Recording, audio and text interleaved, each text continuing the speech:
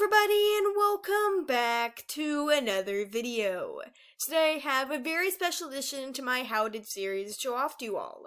Those who don't know, these videos are my own original series and interpretations about events in Wings of Fire that we never get to actually see. I tell the story myself and how I believe it happened. Today we're going to be doing How Did Thorn Come to Rule the Scorpion Den? This one is a lot of fun, but also pretty heartbreaking. There's a lot in store for y'all today. A huge thank you to Cats and Waff for giving me this idea.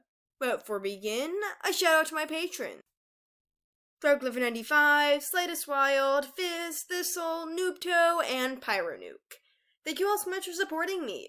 Links to their social medias are in the description down below. Anyways, without further ado, let's get into the video and original story. Thorn felt the blazing waves of the Sand Kingdom's sun beat down on her thin, dry scales. That orb from the heavens was what ruled all, controlling night and day, choosing who survived in every hour. Wherever the sun was absent, predators crawled in the darkness. Prey cried beneath the coverings of shadows, their howls lost beneath its thick grasp. That was how young Thorn saw it anyways. After all, living in the Scorpion Den, a place where street rats slinked and danger could be found at a sharp corner, changed the dragon's perspective. Maybe even created new ones entirely. From the moment she hatched, Thorn was met with the loud sounds, chaos, and fastness of a world so unnatural. A dragonette was meant to cuddle in her mother's arms, listening to quiet lullabies against the soft chirpings of far-off creatures in the night. They weren't supposed to fear every step and each glaring eye of nearby dragons as they whizzed past or crept closely. That was all Thorn had ever known. Don't act stupid, keep your wits, and stick together with only dragons you can trust. Those are the 3 rules everybody walking around the Scorpion Den had learned. Otherwise, they would not even still been there at all. But the den wasn't as bad as the other kingdoms, or even the more fanciful Sandwing settlements made it out to be. There was charm and skill in the chaos. Dragons rose and fell, climbing to the top with their ideas and craze. Some looked for hope, but others clutched the scales of the dragons they dragged down with them. Every day brought with it change, so you had to adapt or be lost and forgotten in the frenzy. It was instinct to stay alive and be quick for most dragons, and Thorn was no exception. The young Sandwing hatched the same way many others did in the Scorpion Den, emerging from their eggs in the middle of raggedy vendor booths, their first memories being shouts to move, feeling like a burden before they could even say their first word. Thorn learned fast, however, as fast as being a member of the Scorpion Den demanded. She made allies, staying by the sides of dragons like Dune and Armadillo, people with secure futures and endless but realistic dreams. They also made for good friends amidst the ever-changing world around her. And Thorn liked the world she had built for herself, the way she too wanted to change the Scorpion Den in this time of war, like many others had once tried. They had either given up or been dragged down with the desperate dragons, soon buried far beneath the layers of visible sand, until they were gone entirely, no scale of influence to be found. Thorn taught herself how to stay vigilant. Any sign of movement or change could mean life or death, change or normalcy. So when she saw a black-scaled dragon shift suddenly against the tan sand of her home, Thorn felt her muscles tensen. The Sandwing slowed each and every breath, stalking behind a small dune. She let her heart slow its beats with precision and elegance, so that the thumping of the blood rushing to her ears would be quelled, and not even a Sandwing with the keenest of ears could hear every tiny pumping of her arteries. The reality of dark scales outside the Scorpion Den could only mean one thing: trouble. However, Thorn could not help but marvel at the sight and thought. A Nightwing, in the Kingdom of Sand. Though she had heard rumors of their stealth and campfire stories of some being watchers over the night, Thorn could not help but notice how exposed this one was. Instead of choosing to slink in the depths of shadows, fading out of view from even the most alert Sandwing, this dragon was out in the day. He anxiously looked around the desert horizon, almost as though he was surveying the empty, barren land for a home, or something just as important to him. Thorn saw the lines of worry on his face. They were new, unnatural wrinkles, looking alien on his young body. He's stressed, worried, maybe even scared. Is it of being found? Or maybe of doing what he's here for. Thorn watched behind the dune covering, her pale tan scales blending into the desert around her with ease. A nightwing in the middle of a wasteland, all alone. Something's not right. I've seen that look in a dragon's eye before. It means something different every time, but it's always trouble. She didn't know why, but Thorn moved a talon step away from the sand dune. The sudden rustling of the desert beneath her sent the nightwing screaming. He stumbled backward like a dragonette first learning how to walk. His yelp was a harsh, high-pitched sound. Thorn found herself laughing at the sight, muscles becoming less tightened by the second. They were as strings let loose from their binding, and the tension fading with every moment. So, apparently the ultra-mysterious nightwings can get a scare, she said, stepping closer. Thorn stood tall, venomous tail barb twitching like the eyes of a crazed snake. Don't act stupid, they say. Well, I clearly just broke that rule. But a nightwing? All the way out here? I have to keep the scorpion den safe, and if it means risking my scales, then I'd do anything to protect Dune, Armadillo, and the others. Although, this dragon doesn't seem entirely fearsome, and with it looks his wide pupils right now, I don't think it's an act. The nightwing stepped back, holding up a wing in front of his face. Stay back, Sandwing! The words came out hoarse and dry from the aridity. He clearly wasn't prepared to be spending the day out here. I do have a weapon! Thorn thought quietly to herself. Either he was definitely lying, or this weapon was as dark and gray as his scales. Do nightwings have the power to conceal daggers? Don't think so. But I can't let my guard down, even if a doe-eyed, pitiful, and an adorable way dragon is in front of me. Wait, am I seriously thinking that right now? Thorn notices his desert night sky scales, surprised she hadn't realized their beauty before. They reminded her of all the nights she had spent looking up at the sky, wondering about tomorrow and the days that would follow. She had become so lost in thought that the sandwing failed to notice the dragon lunge forward. He pinned her down, albeit awkwardly. Don't make me hurt you! She could tell that he didn't really mean it, and wouldn't lay a talon on her if he tried. Not that I wouldn't be able to fight him off if he did, Thorn thought. But I've seen a lot of awful people, and murderous mystery dragon isn't exactly the vibes I got from his dragonette scream. Thorn laughed, flipping the nightwing on his back. Now she was the one standing over top of him, each limb held mercilessly against the hot sand. I wouldn't try that if I were you, she began. You don't look much of a fighter. The nightwing sighed, rolling his eyes. That's what my teacher always told me. He looked at Thorn with a glance that said, Seriously? The young sandwing shook her head, smiling. I can't believe you just convinced me to let you go. Thorn lifted her claws, and the nightwing squirmed out of her grasp. He wiped tiny sand particles off of his smooth, ebony scales. He let out a soft sigh. Thank you. Thorn said, stepping closer. Now that I just did something for you, can you tell me why you're out here? I mean, seriously, a nightwing in the kingdom of sand? Don't you guys live in some mysterious kingdom, where you can't be bothered to help us fight this war? He frowned suddenly, looking at the ground. I wouldn't say that. We actually have a lot of plans to get involved.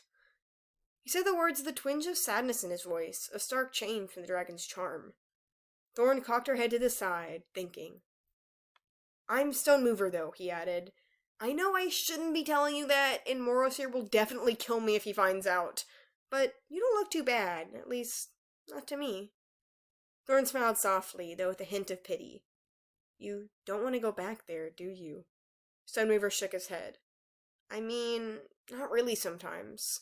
But the Kingdom of Night is my home, and I'm here to protect it. I'm sure you do the same for yours. Thorn nodded. The Scorpion Den, as crazy as it may be sometimes, is where I belong. It's a place I can truly bring about change in this world, and it's where my friends are. I wouldn't trade it for the world. I'm Thorn, by the way, and I like your name, Stonemover. It makes you sound big and tough. Stonemover laughed, the sight erasing the thin wrinkles on his face. And I like yours, Thorn.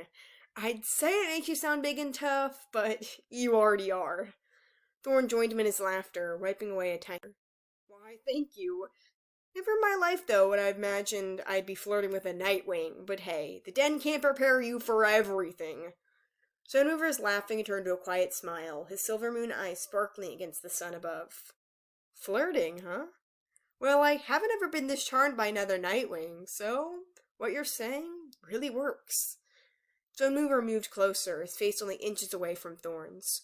Her pale scales glowed brighter than a burning star, her abyss-like eyes never feeling so full. Before a talon could brush against her scales, the pair heard a shout tear through the sky. Stonemover! What is taking you so long out there? Thorn saw him jump, the wrinkles suddenly back. It was like every muscle was turned to rock. I have to go.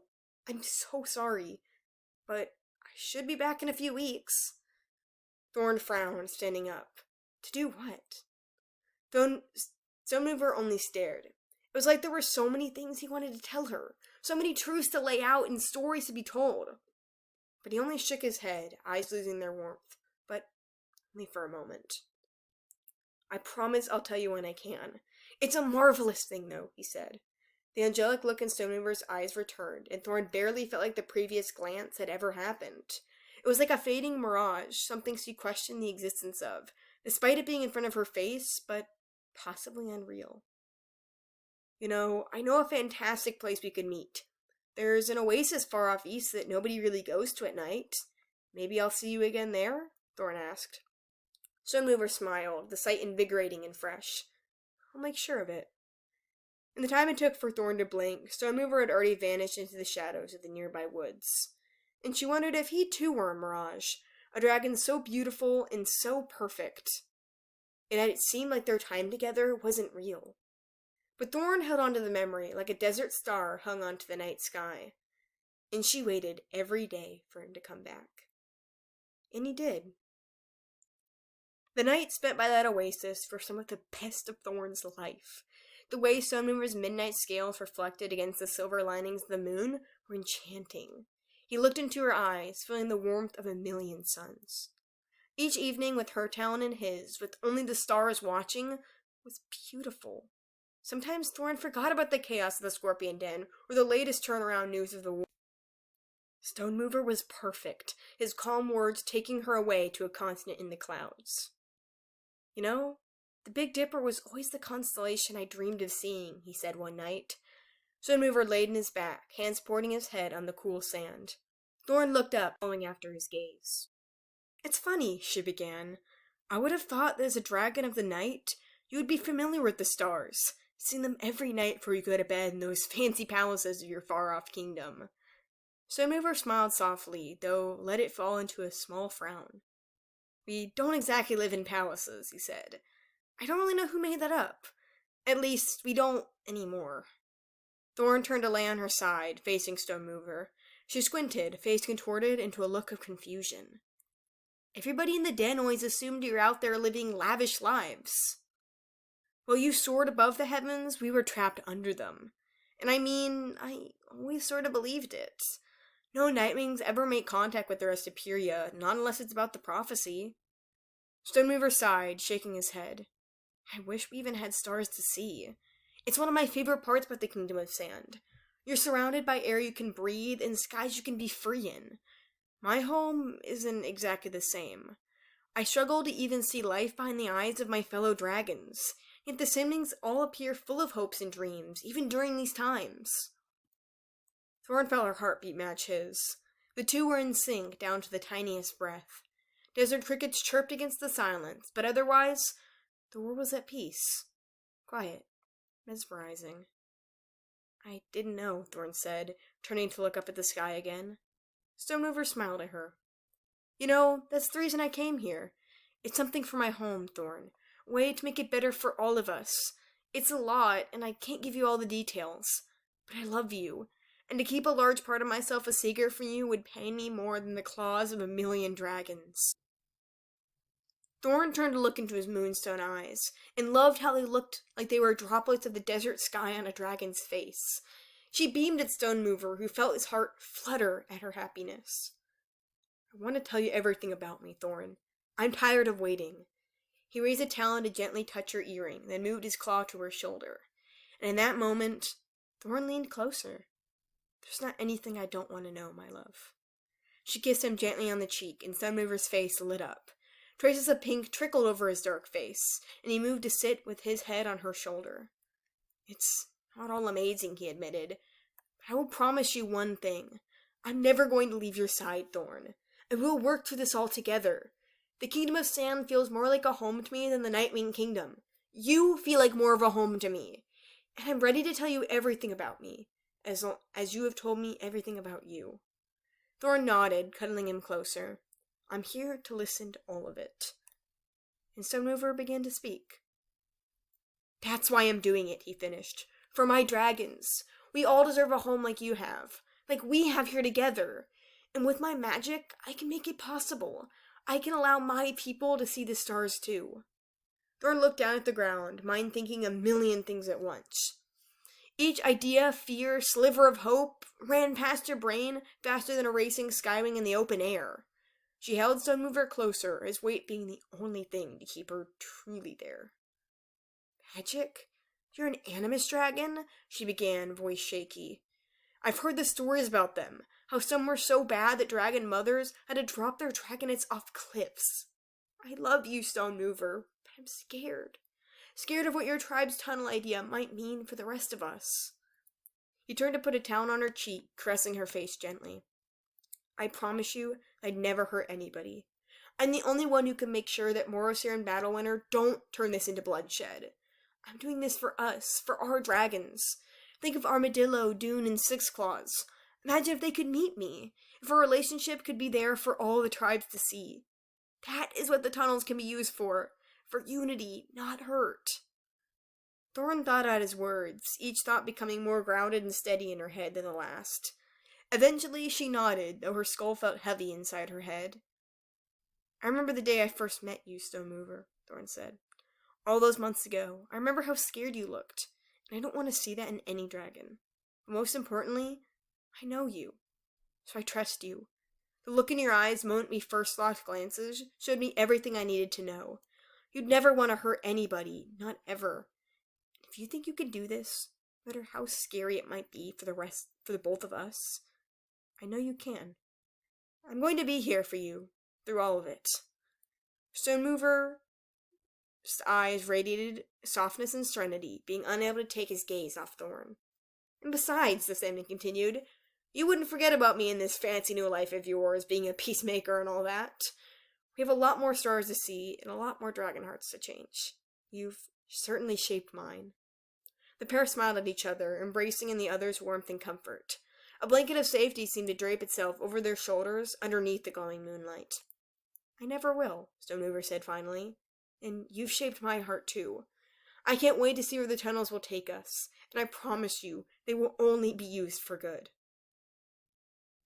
Thorn agreed, putting her head on his cool chest. But for a moment, only a moment, she swore their breaths lost their eternal sync. Doubt? Thorn thought, looking up at the new wrinkles on Stonemover's face. No, he's right. He would never. I would never trust the wrong dragon either. I know, Stonemover, and everything's going to be okay. Things wouldn't be, and Thorn soon realized that their loss of sync went further than a quiet midnight breath. Stonemover had slowly stopped appearing at their favorite oasis spot. Thorn could barely even find him at the caves now. The last time she had seen him, Stonemover's scales weren't the same.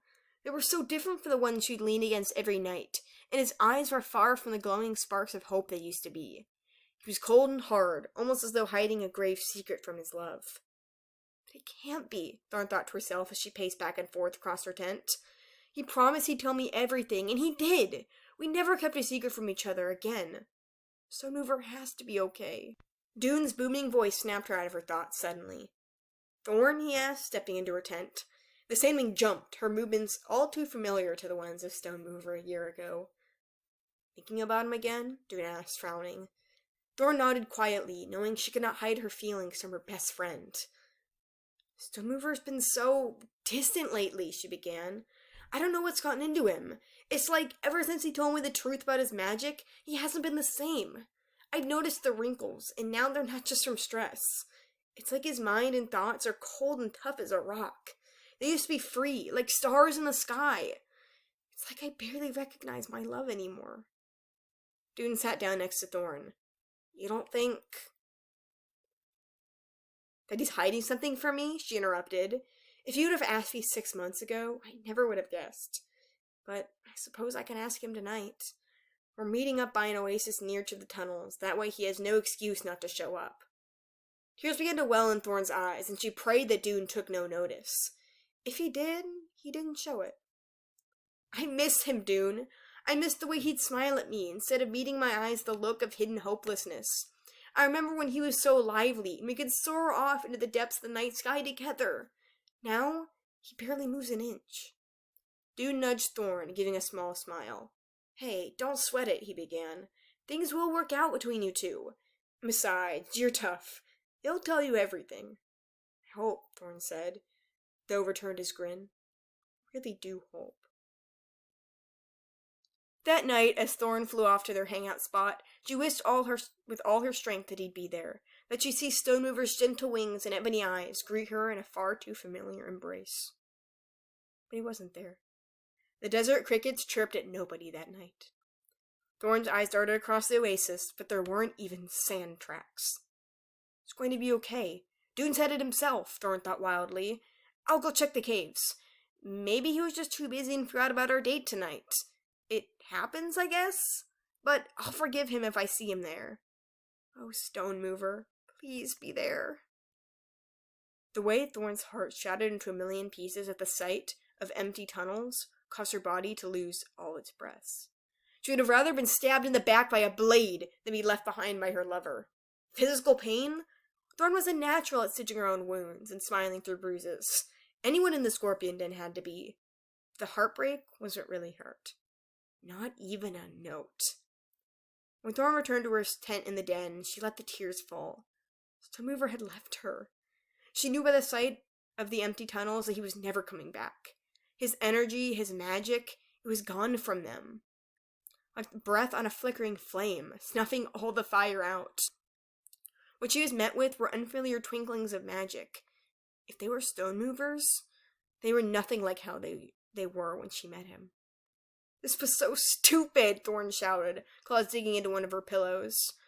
Dune heard the crashing of her tail smacking into a vase and came running. She didn't even need to tell him. He could see the look on her face. Dune's expression fell. He said he would never hurt anybody. That was the first promise he made, Thorn continued. He may not have hurt any other dragon, but he did hurt me. He said I shaped his heart after I said that he shaped mine. If he did love me, Dune, it doesn't matter anymore. He found something better. You know what? Maybe he never even did. Was meeting me part of his important Nightwing business? Did our nights together even matter to him? Dune opened his mouth to speak, but Thorn shook her head against the flowing tears. I never trusted a new dragon again. I broke the first rule of the Scorpion Den. I was stupid. I trusted a dragon I just met. If I hadn't stepped out from behind that wall of sand, I could have done so much more for our home, instead of wasting my evenings with a person who may have never even loved me. And I'll never know why he's gone. That hurts above everything. He didn't even tell me. He just withered away until there was no part of him left. The moment and thought of it all would terrorize Thorn for many years to come. When she found out she was having an egg, she wept at the thought of the dragon's father being the person he was. Because Stonemover never came back, and Thorn never got his letter. Even her best friend would come to betray her. The dragon she trusted the most, the secret of her relationship, and the hybrid status of her baby. Beetle would be taken from her as well. Thorn had always dreamed of changing the Scorpion Den, enforcing rules and bringing order to the chaos. She wanted to be a dragon others could trust and depend upon, not someone who would go anywhere or keep secrets, no matter how much the truth hurt. But most importantly, Thorn wanted herself to be a leader that dragons could come to about anything. And she rose up the ranks, just like the dragons before her, only she didn't let herself be dragged down by the desperate others. Thorn would never be taken advantage of, never pulled away. Not after Stonemover, not after her baby being gone. It was on those lonesome midnights that Thorn let herself peek out of her tent. She saw the stars and wondered if her dragonette was there to see them too. Or if maybe Stonemover was looking at them right now. He didn't know about their kid, but Thorn didn't care what he knew anymore. She founded the Outclaws to find Beetle and bring her home. And yet, every time she saw the Big Dipper glisten against the moonlight, she thought of the same eyes that she had looked at it with so many years ago. And Thorn couldn't forget him, no matter how much she tried. 'Cause she loved him, even if he never loved her. Anyway, that's pretty much it for this video. Well, I had an absolute blast writing this. It honestly made me love Thorn even more, and I'd love to see a winglet telling this story someday. But what do you guys think? What was your favorite part? And what How Did videos would you maybe want to see from me next? Let me know down below. Thank you all so much for watching and making it this far, and I'll see you in the next video. Bye.